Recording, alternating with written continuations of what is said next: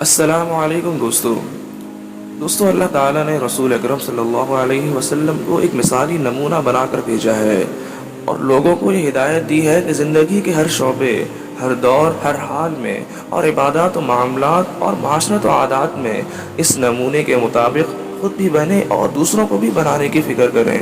قرآن کریم کی بے شمار آیات اور صحیح احادیث شاہد ہیں کہ رسول اکرم صلی اللہ علیہ وسلم کی اطاعت اور آپ کی تعلیمات اور سنتوں کا اتباع ہی انسان کی مکمل اصلاح کا نسخہ اکسیر اور دنیا و آخرت کی ہر کامیابی کا ضامن ہے۔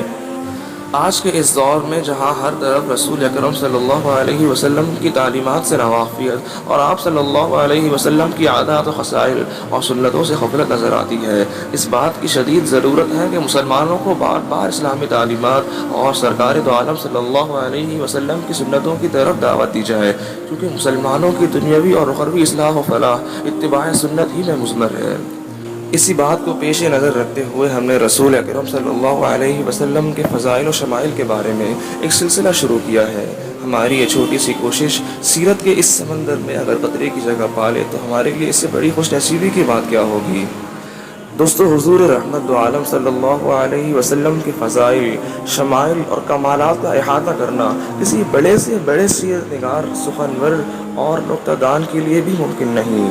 اس باب میں 14 صدیوں سے لکھا جا رہا ہے اور تا قیامت یہ سلسلہ جاری رہے گا، مگر رسول اکرم صلی اللہ علیہ وسلم کی خوبیوں کا شمار نہیں ہو سکے گا۔ یہاں ہم اس بارے میں اپنی عاجزی کا اعتراف کرتے ہوئے انتہائی اختصار کے ساتھ حدیث اور سیرت کی کتابوں کی سیپیوں سے چند موتی پیش کر رہے ہیں۔ حضور اکرم صلی اللہ علیہ وسلم کا حلیہ مبارک۔ حضرت ہند بن ابی حالہ رضی اللہ عنہ نے نبی کریم صلی اللہ علیہ وسلم کے حلیہ مبارکہ کا ذکر کرتے ہوئے فرمایا، رسول اللہ صلی اللہ علیہ وسلم کا چہرہ مبارک ماہ بدر کی طرح چمکتا تھا۔ آپ صلی اللہ علیہ وسلم کا قد مبارک بالکل متوسط قد والے آدمی سے کسی قدر طویل تھا، لیکن زیادہ لمبے قد والے سے پست تھا۔ سر مبارک اعتدال کے ساتھ بڑا تھا، بال مبارک کسی قدر بل کھائے ہوئے تھے، اگر بسہولت مانگ نکل آتی تو نکال لیتے اور اگر کسی وجہ سے بسہولت نہ نکلتی تو اس وقت نہ نکالتے۔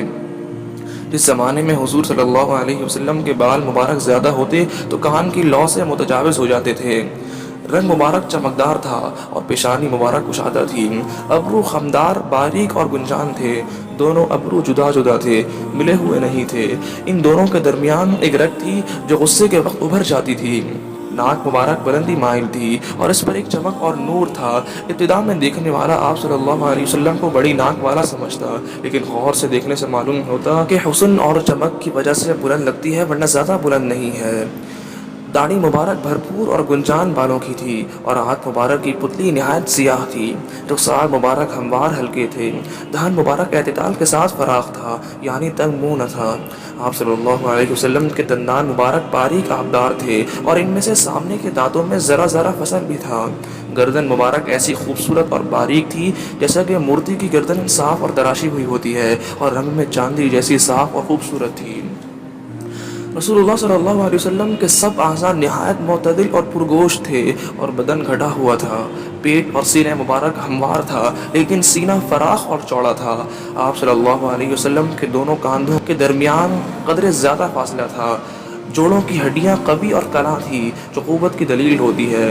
کپڑا اتارنے کی حالت میں آپ کا بدن مبارک روشن چمکدار نظر آتا تھا۔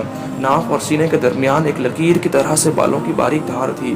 اس لکیر کے علاوہ دونوں چھاتیاں اور شکم مبارک بالوں سے خالی تھا، البتہ دونوں بازوؤں اور کندھوں اور سینے مبارک کے بالائی حصے پر بال تھے۔ رسول اللہ صلی اللہ علیہ وسلم کی کلائیاں دراز تھیں اور ہتھیلیاں فراخ، نیز ہتھیلیاں اور دونوں قدم گداز اور پرگوش تھے۔ ہاتھ پاؤں کی انگلیاں تناسب کے ساتھ لمبی تھیں۔ رسول اللہ صلی اللہ علیہ وسلم کے تلوے قدرے گہرے تھے اور قدم ہموار تھے کہ پانی ان کے صاف ستھرا ہونے اور ان کی ملامت کی وجہ سے ان پر ٹھہرتا نہیں تھا، فوراً ڈھلک جاتا تھا۔ جب رسول اللہ صلی اللہ علیہ وسلم چلتے تو قوت سے قدم اٹھاتے اور آگے جھک کر تشریف لے جاتے۔ قدم زمین پر آہستہ پڑتا، زور سے نہیں پڑتا تھا۔ رسول صلی اللہ علیہ وسلم تیز رفتار تھے اور ذرا کشادہ قدم رکھتے تھے، چھوٹے چھوٹے قدم نہیں رکھتے تھے۔ جب چلتے تو ایسا معلوم ہوتا گویا بستی میں اتر رہے ہیں۔ جب کسی طرف توجہ فرماتے تو پورے بدن سے پھر کر توجہ فرماتے۔